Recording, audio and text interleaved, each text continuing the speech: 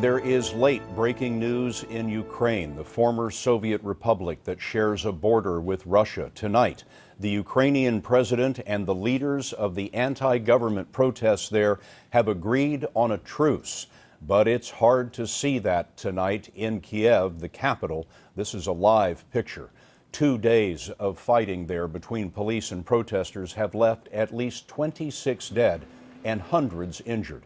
For 3 months now, the protesters have been demanding closer economic ties with Western Europe. Holly Williams is above the burning city square. Holly? Scott, the two sides may have agreed to stop fighting and start talking, but there are still thousands of demonstrators out on the street here in central Kiev tonight. They're facing off with lines of police and they are determined to stay put. On Kiev's Independence Square today, protesters tore up the sidewalk, mining for cobblestones that can be used as missiles.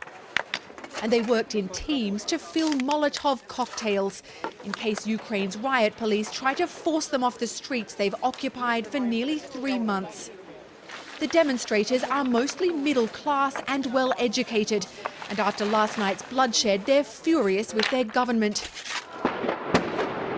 Hundreds were injured in the clashes as the centre of Ukraine's capital descended into mayhem.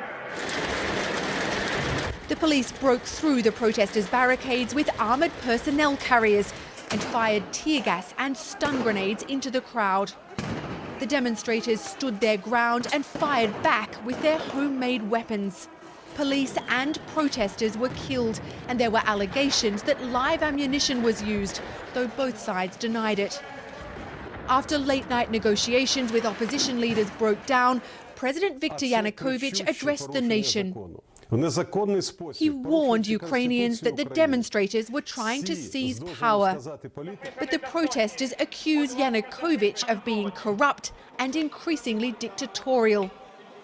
Oleg Blashchuk is a professional translator who told us he came to Independence Square because he wants a more democratic government.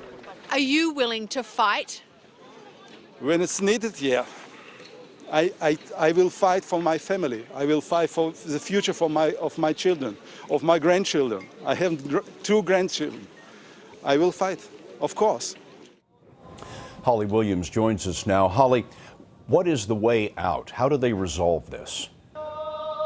Well, it won't be easy, Scott, because the two sides are entrenched. The protesters say they won't leave until the president's removed from office, but he is clearly determined to stay on. So the two sides may have agreed to a truce tonight, but last night they both showed they're willing to use violence to get what they want. Holly Williams in Kiev, where the fighting continues. Thank you, Holly.